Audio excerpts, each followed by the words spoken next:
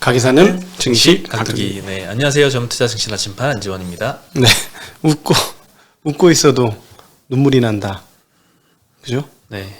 웃고 있어도 눈물이 난다. 뭐 이런 날이네요. 오늘은 계속 쏟아지고 있습니다. 야, 하이라이트 구간에 들어왔습니다. 난 제일 궁금한 게 도대체 이 신용 물량이 털렸느냐? 아직까지도 신용 물량 안 털렸다는데 이래도 안 털렸을까? 근데 오늘은 털렸을 것 같아요.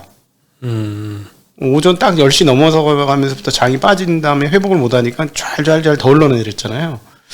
내일 신용 물량 나올 게 오늘 신용 먼저 해결한 거 아닌가 하는 생각이 좀 많이 드는데. 일단 이번 주는 좀 빅 이벤트가 좀 많은 것 같아요. 일단 FOMC가 가장 우려가 되는 요인 중에 하나고, 그리고 LG에너지 솔루션도 목요일 날 상장이 됩니다. 네. FOMC도 뭐 목요일 날 새벽 시간에 아마 한국 시간 기준으로는 결과가 나올 것 같아서 그 이후에는 좀 괜찮지 않을까 이런 전망들도 굉장히 많이 나오고 있습니다. 네, 오늘 코스피는 1.5% 하락, 코스닥은 2배. 한 2.9%나 하락을 했습니다. 초토화됐어요. 오른 종목 내린 종목 보니까 초토화야. 예, 오늘은 좀 외국인이 많이 팔았어요. 기관은 오히려 코스피에서 6천억 정도 매수가 들어왔는데 코스피에서 외국인이 한 4천억 넘게 매도를 계속 이어가고 있습니다. 네. 오늘 그리고 아시아 증시 대비해서 국내 시장이 좀 더 많이 빠졌습니다. 네. 일본은 소폭 플러스고요. 홍콩은 플러스? 예. 0.2% 정도 플러스로 마감을 했고 홍콩은 1% 정도 마이너스, 그리고 상해도 거의 보합 수준입니다. 금리도 지금 1.77 미국 10년물 기준으로, 한국은 2.54% 정도, 어느 정도 이렇게 변동성이 좀 많이 완화가 된 것 같고요. 일단 오늘이 24일이죠. 25, 네. 26일 FOMC가 예정이 되어 있는데요. 금리 인상 횟수에 대한 전망의 스펙트럼이 굉장히 넓은 상황인 것 같습니다. 빌 에크먼의 인터뷰를 보니까 3월에 50bp 인상해야 된다. JP모건 CEO는 연내 6에서 7회 인상을 해야 된다. 뭐 전망이 굉장히 많은 인상 횟수를 이렇게 많이 전망하는 것도 있고요. 뭐 4회 정도로 전망하는 게 예전에 보통이었죠. 이렇게 전망의 스펙트럼이 굉장히 크다 보니까 이 불확실성이 굉장히 큰 구간에 있다. 라고 생각이 드는데요. FOMC 때 관련한 지금 구체적인 논의가 이루어지면은 이 스펙트럼이 좀 좁혀지면서 변동성은 많이 완화가 되지 않을까 싶습니다. 그리고 지금 코스피가 2,800선이 깨졌습니다. 2,791.8인데 2,800선이 이제 PER, 선행 PER 기준으로 10배, PBR 기준으로 1배 정도 수준이라서 어느 정도 이제 맞을 만큼 맞았다라고 할 수 있을 것 같습니다. 2,700은 2,750 정도까지 봤거든요. 전년 기준 PBR 1배. 네. 이제부터 뭐 계속 모아야죠. 줍줍. 네. 여기서부터는 진짜 줍줍이지. 막 내 동생이 칠 때 주식을 사야 되는데, 저는 오늘 진짜 너무 열받는 게, 내가 사고 싶은 주식은 이 험악한 장에 오르는 거야. 와, 오늘 속으로, 그거 빠지면 사야지. 그러고, 요거 팔아서 사야 되겠다. 이러고 왔어요. 아침에. 올라 있었던 거. 그러니까 사고 싶은 거는 안 빠지고. 올라 있던 건 막 3%, 4%씩 빠지고, 막 하루에 3%, 4%씩 빠지니까 못 팔겠고, 살려고 하는 건 플러스 나 있으니까 또 못 사겠고, 너무 억울하잖아요. 그렇죠. 이런 폭락장에서 플러스라는 이게 말이 되냐고. 그리고 막 겨우 빠져봐야 1% 막 이렇게 빠지는 거야. 참. 오늘 좀 약간 우라통이 터지는 하루였습니다. 그래서. 네. 뭐 모두가 사고 싶어하는 주식이니까 아마 안 빠지겠죠. 그래서 물타기 좀 더 했어. 막 4%씩 빠지는 것들 물타기 했어 오늘. 하루에 막 3%, 4% 빠지는. 이거 본질 가치 대비 너무 빠진데. 그래서 이런 식으로 하다가 대주주 되는 거구나. 이런 느낌? 계속 생각보다 더 빠지네. 조금 사. 생각보다 더 빠지네. 조금 또 계속 사. 어쨌든 네, 그렇습니다. 그래서 그 기점이 아마 좀 FOMC가 되줬으면 하는 바람이고요. 그리고 케이프 투자증권에서는 FOMC 이후에 좀 변동성이 많이 완화가 될 것이다, 이런 리포트를 내줬는데 근거를 좀 두 가지로 제시를 해줬습니다. 먼저 이제 첫 번째는 연 6, 7회 정도의 금리 인상을 이렇게 빠르게 하기에는 경제 상황이 아직 불확실하다. 12월 소매 판매 등의 이런 경제 지표 상승세가 소폭 둔화가 되고 있고, 코로나 재확산으로 공급망 차질이 다시 지연이 되고 있다라고 언급을 했고요. 근거 두 번째는 현재 인플레이션이 비용 인상 인플레이션이기 때문에 수요를 억제하는 이 긴축적인 통화 정책 효과는 제한적이다라는 의견인데요. 이 때문에 이제 연준이 인플레 억제를 위해서는 무리한 긴축을 그렇게 하지는 못할 것이다. 인플레를 억제하기 위해서 너무 무리하게 긴축을 하지는 않을 것이다라고 판단을 했다고 하고요. 그래서 12월 수준의 만약에 긴축 기조를 이번에 1월 FOMC도 좀 이어간다면 안도감이 형성이 될 것이다. 이런 전망을 좀 해주고 있습니다. 근데 제가 보기에는 지금 유가 때문에 인플레이션이 안 잡힐 거예요. 1분기는 85달러잖아요. 그리고 니켈 가격 오른 거 보셨죠? 네. 미친, 이제 토요일 날도 말씀드렸습니다. 미친 지금 상승세거든요. 이렇게 되면 인플레 그 심리를 한번 때려주긴 때려줘야 되거든. 지금 시장이 그걸 겁내하는 거야. 때릴 것 같으니까. 그러니까 긴축 2월 달로, 테이퍼링 2월 달로 끝내고 3월 달에 50bp 금리 인상하고 그다음 양적 긴축도 빨리 하고 이럴 거를 지금 겁내하는 거거든요. 근데 한번 관리를 하긴 할 것 같아요. 완벽하게 다 놓지는 않을 것 같아요. 이번에까지 놔주면 막 춤을 출 것 같거든. 이렇게 유가 행진이라든가 비철 금속 가격의 상승 이런 것들은 계속될 수가 있어서 그러면 그게 이제 인플레이션 핵심 요소라서 그리고 이제 임금도 올라 있잖아요 이미. 그래서 한 번 정도는 건드려야 되지 않을까. 그래서 너무 안심할 수는 없다. 예. 근데 이제 이미 상당 폭은 녹였다. 내가 보기에는 금리 4번 올린다고 해도 눈 하나 깜짝 안 할 것 같은데 이제 이 정도 빠져가지고 금리 4번만 올린다고 하면 서프라이즈일 것 같아요. 오히려 야 3번 2번 3번 올린다고 해놨었는데 와 작년 10월 달만 해도 금리 안 올릴 거라 그런 사람도 있었어요. 저 NH에서는 안 올릴 거다라고 전망을 했었고 네. 최근에 전망을 바꾼 게 올해 한 번 인상이었거든요. 그러니까 이게 확실히 그 채권쟁이니까 채권의 보유 편향이 없을 수가 없는 건데 그러니까 자꾸 경기가 나쁠 거라는 것만 보는 거야. 예. 그것도 있고 이 전망의 스펙트럼이 진짜 많이 넓어진 것 같아요. 네. 그만큼 예측이 정말 어렵고 이 불확실한 상황이 많이 커진 것 같습니다. 근데 어디서는 한 번 올린다고 그러고 어디서는 뭐 7번 올린다고 하고 8번 올린다고 하니까요. 한 5번 지금 이제 여기서 한 번 더 오늘 미국 시장 만약에 외국인 판 걸로 봐서는 미국 시장이 또 안 좋을 수도 있으니 한 번 더 떨어진다고 하면은 그러면 한 4번까지는 그냥 흔쾌하게 맞고 넘어갈 것 같아. 근데 5번은 애매할 것 같고 그 이상은 나올 수 있을까 싶은데요. 만약에 6번이라 하더라도 좀 구체화가 된다면 너무 이렇게 큰 우려는 안 하지 않을까 이런 생각도 들어요. 근데 6번을 하면 테이퍼링 2월에 끝내야 돼. 테이퍼링은 아주 빨리 끝내야 되고 네. 그럼 긴축이 따라올 거라서 6번 금리를 올릴 정도면 긴축을 안 할 수가 없겠죠? 제가 보기에는 6번 금리 인상이 무서운 게 아니고 그거에 따라 금리를 1.5% 올릴 거면 긴축을 빨리 해야지 왜 그걸 이렇게 하느냐 이렇게 할 수도 있거든요. 금리만 올리냐. 그러면은 긴축 때문에 6번은 안 좋을 것 같아. 제 생각에는 6번 정도의 안이 나온다면 시장은 한 번 더 얻어맞는다. 근데 그렇게 하기는 쉽지는 그 정도까지는 아니지 않을까 하는 생각을 가지고 있습니다.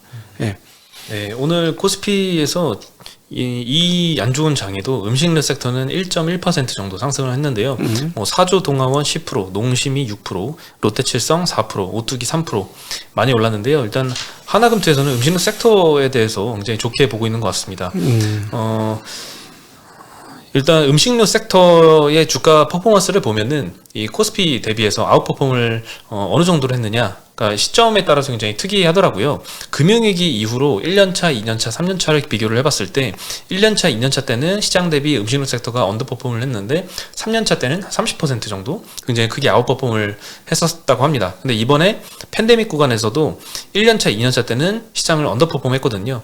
근데 이 위기 한 3년차 정도 이후에는 이 음식료 섹터가 아웃퍼폼을 할 것이다. 이런 전망을 내줬고요.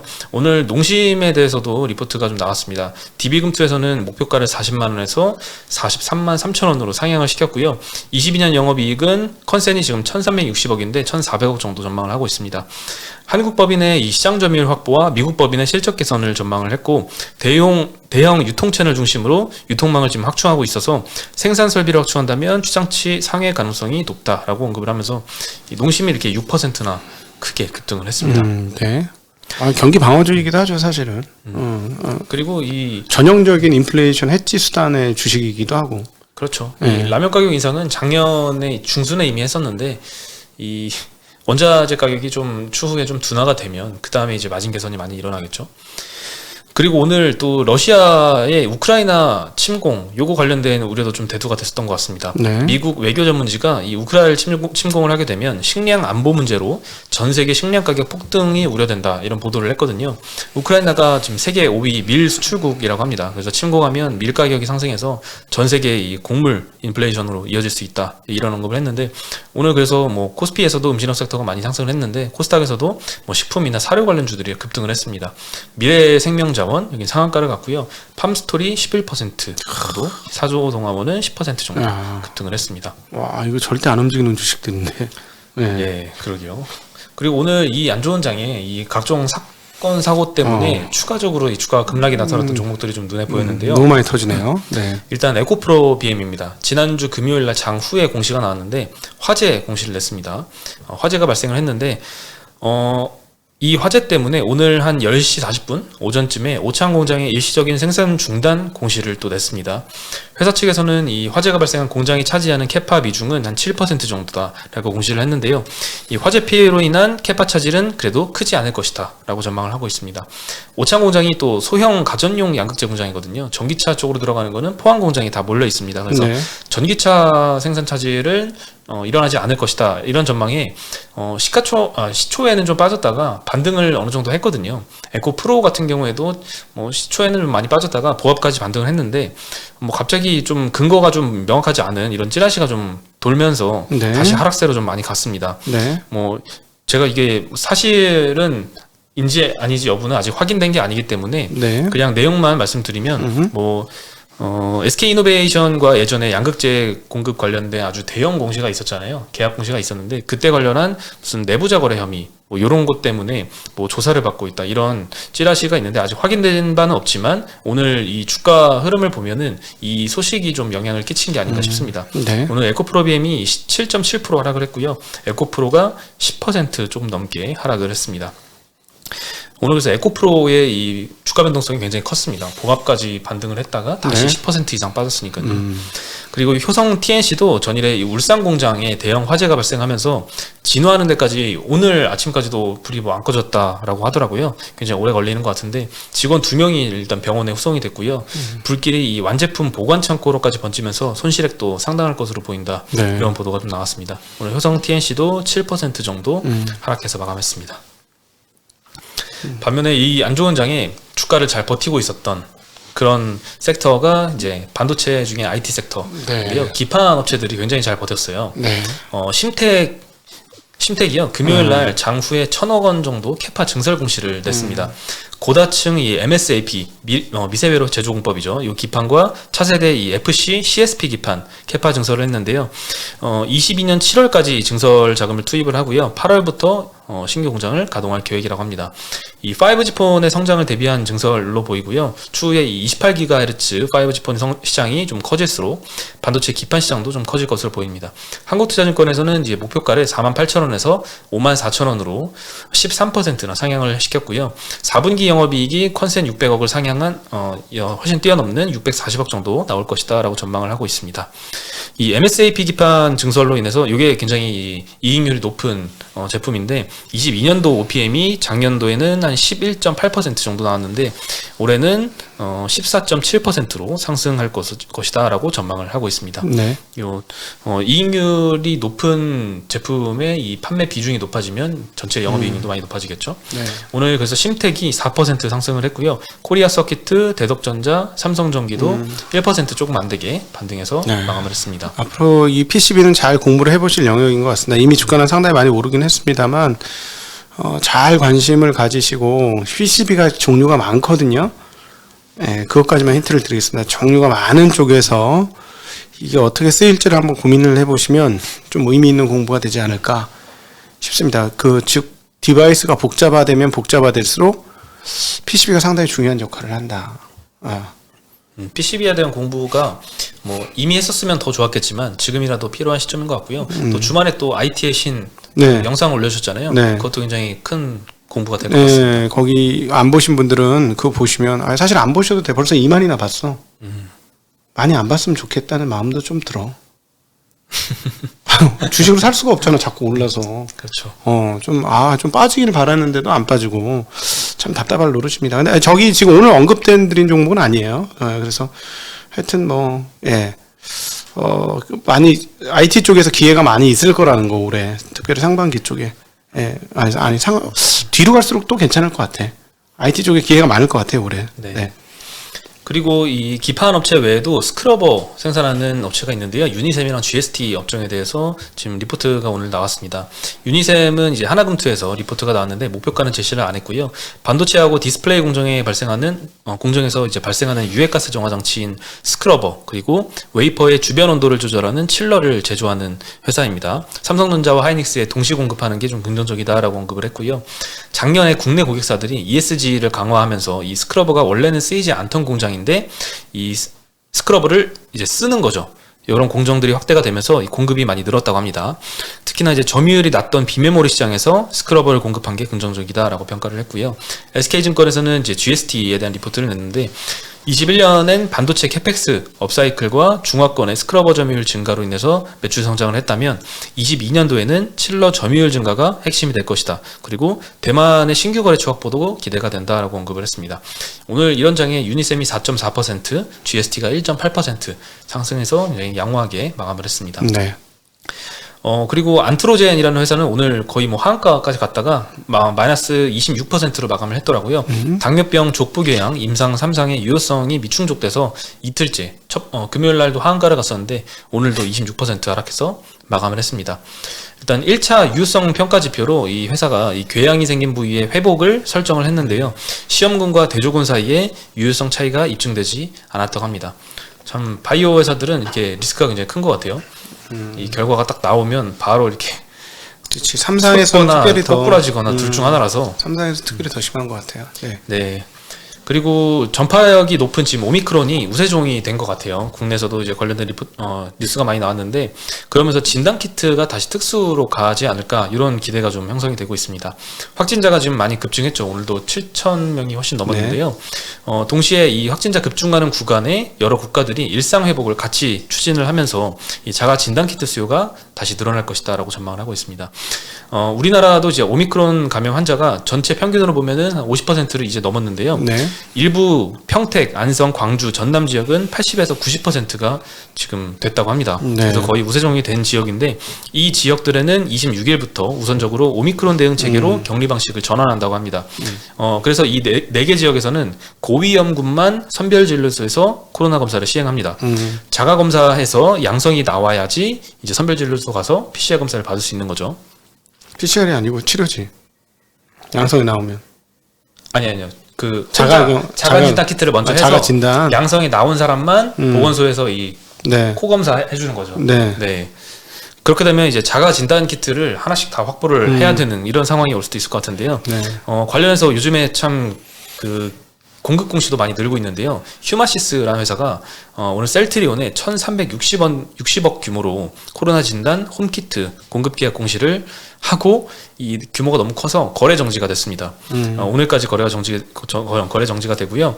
작년도 매출이 457억이었는데 네. 1,360억짜리 규모면 매출액 대비 300% 규모인데 안 그래도 최근에 이 매출이 급증하는 구간에 있긴 합니다. 3분기에도 이미 1,000억 원 정도 매출이 발생을 했었고요. 네. 현재 시가총액이 아직 그래도 6천억인데 1,300억 정도 규모 계약 공시가 한 방에 나왔으면 굉장히 큰 규모이긴 합니다. 뭐 진단 키트들 아주 난리 났어요. 다. 또 진단 키트들은 다 이 규모가 굉장히 크고 계약 기간이 굉장히 짧습니다. 공급 기간이. 이 큐마시스 이번 공급도 4월까지입니다. 3개월밖에 안 되고 그 대신 이 매출의 몇백 % 되는 이 큰 규모라서 굉장히 호재로 작용을 할 것 같습니다. ST 바이오센서도 21일에 싱가포르에 1,370억 규모 자가검사 키트 공급 계약을 했는데요. 오늘도 일본 기업하고 730억어치 공급 계약을 공시를 했습니다. 이달 들어서만 5천억 이상 수출 계약을 발표를 한 거고요. ST 바이오센스가 오늘 4.3% 상승했고 시젠이 1.3% 상승을 했습니다. 네. 그리고 이 27일에 이 에너지 솔루션이 상장을 하는데 오늘 상장한 회사가 있습니다. 따상을 기록한 회사인데요. K옥션입니다. 네. 공모가 2만 원으로 출발을 해서 따상을 성공을 했습니다. 최근 들어서 거의 뭐 처음 오랜만에 보는 최근에 처음이죠. 네. 서울 옥션의 경쟁 회사죠. 네, 2006년도에 업계 최초로 온라인 경매 시스템을 구축을 했다고 하고요. 미수품 경매와 중개업을 영위를 하고 있는 회사입니다. 이 서울 옥션에 비해서 근데 제가 보니까 매출과 순이익이 한 절반 정도 되더라고요. 네. 근데 시가총액은 거의 똑같습니다. 장외에 있었으니까. 장외에 장내에 있었으니까. 오면 다 빠져. 그럼 앞으로 디스카운트 우리나라 거래소는 장내 디스카운트 거래소야. 거래소가 좀 잘 해줬으면 좋겠습니다. 프리미어 시장으로 바뀌게. 안타깝습니다. 네. 참. 서울 옥션 훨씬 큰 회사야. 그렇죠. 매출액이 뭐 더블. 네. 그리고 원조격이고 훨씬 큰 회사예요. 야, 근데 시총이 똑같아? 시총 똑같습니다. 너무 누가 잘못된 건지 잘 모르겠네. 예. 네. 네, 오늘 참 힘든 하루였는데요. 네. 조금만 더 버티면 되지 않을까.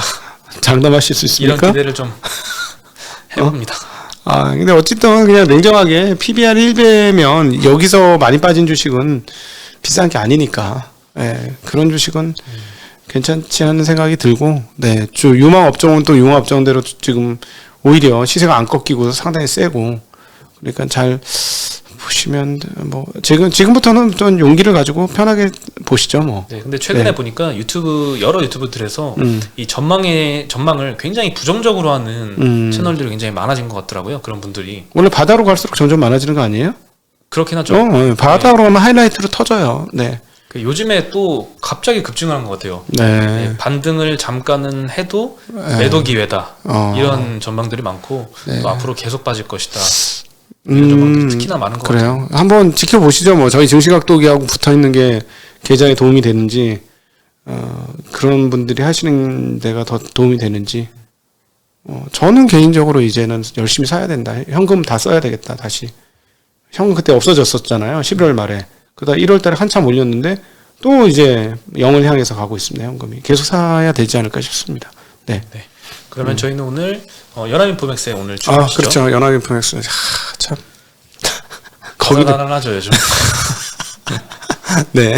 네, 건강 유의하시고요. 저희는 오늘 8시에 뵙겠습니다. 네. 안녕.